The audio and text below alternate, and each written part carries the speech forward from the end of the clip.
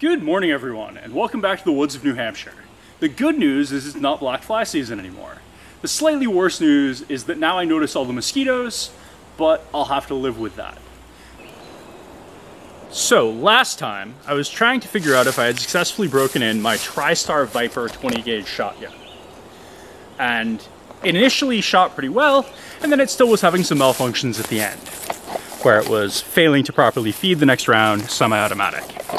So let's go ahead and take some of this Winchester Universal inexpensive ammo from Walmart and go ahead and fire a few rounds with the shotgun and see if it reliably feeds. This is after cleaning the shotgun, and hopefully that final round of cleaning resulted in being mostly broken in. Let's give it a go!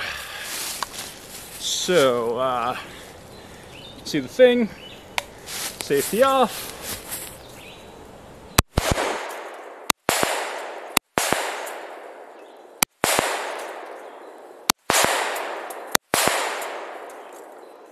That was the whole mag, no feeding problems with that, so I'll say that this is at least mostly broken in.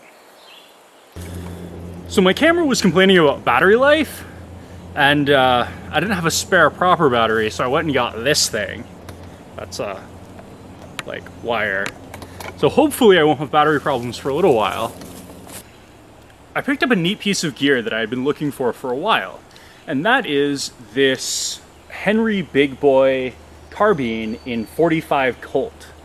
Now, 45 Colt is a sort of old school revolver round, but I thought it might be neat to compare the effect of a 20 gauge round to a 45 Colt round. If we look at them next to each other, we can see that, let's see if I can hold these so this works a little bit better. If we look at them next to each other, we can see that one of them is slightly larger than the other one, and therefore probably is going to be quite a bit more powerful. They are a little bit different around too.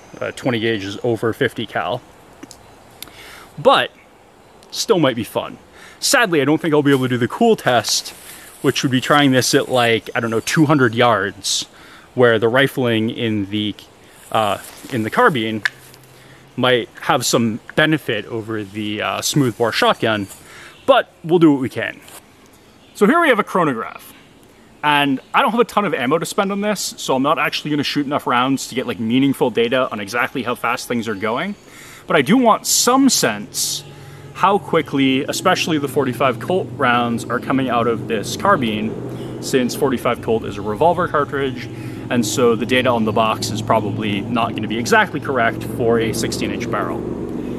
So let's go ahead and load up this thing and shoot it and see what we get out of this chronograph. I think we're just going to do one shot if we can get away with it.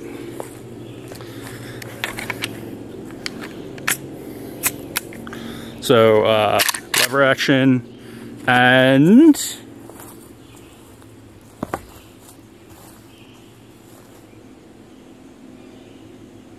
45 Colt from about 3 steps back. And I'm getting 928, and that is feet per second. All right, and now for the reason I'm being super stingy on ammo, and that is I've only got 5 of these 20 gauge slugs. So let's load this up and see how fast it goes.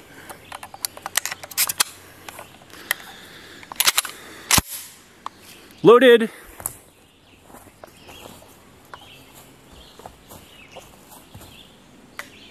.20 gauge slug from about 3 steps back.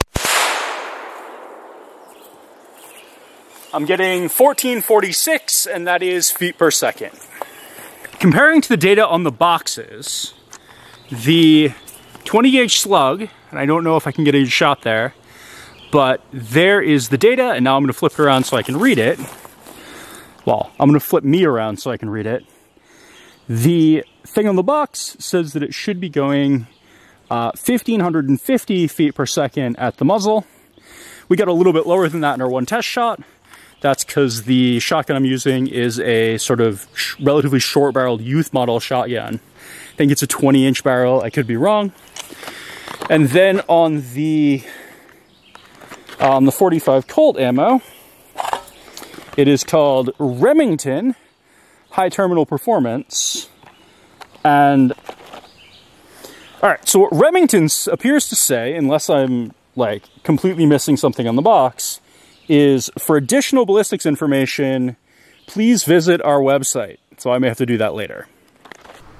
Here's the website for that Remington ammo. It's 45 Colt 230 grain jacketed Hollowpoint, and it claims a muzzle velocity of 850 feet per second. They also have a chart of velocity versus distance and some other stuff, but they don't indicate what their test gun was. Our result of 928 feet per second out of the carbine is significantly higher velocity than what they're showing here, so we can assume that they tested out of a sort of standard length revolver.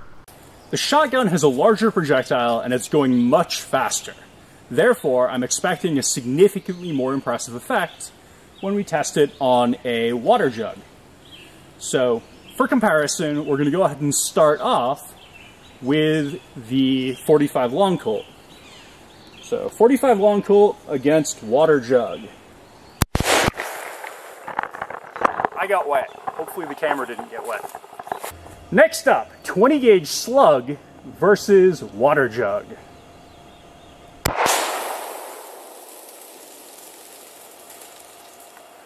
Yeah, that was slightly more impressive. So I grabbed the two water jugs. Here's the water jug that got hit with the 45 Colt round. And as you can see, it got torn up pretty good. You got a hole right through the back. And here's what's left of the water jug that got hit by the 20 gauge Slug. It has died. I have another water jug, and there was one other kind of ammo that I had out here with me. And so 7/8 ounce of number 7.5 target birdshot. I got wet again. All right, looking at the jug that I put the birdshot into, I'm gonna have to say it did more damage than the 45 Colt Hollowpoint, and didn't do quite as much damage as, well, it didn't do nearly as much damage as that Slug. That Slug blew that jug completely away. All right, I have one more bottle of water, and I want to try this Hornady Critical Duty 9mm Luger out of a handgun. The box says, we can't really read it, but it says it's gonna go 1,010 feet per second. So let's see what that does. 9mm Hollowpoint from an auto-loading handgun. That was kind of a crap shot. I'll have to try another one. So that was a terrible shot. Let's see if I can hit this time. Probably not.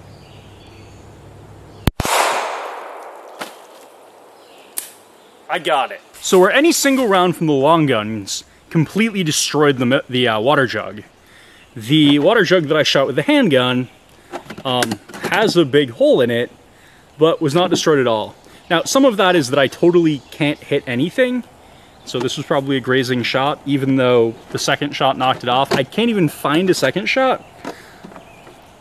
I need to practice with the handgun, but we can see that there's a significant difference in the effectiveness of a handgun and a long gun, which shouldn't be super surprising, although 45 Colt is sort of underpowered for a long gun.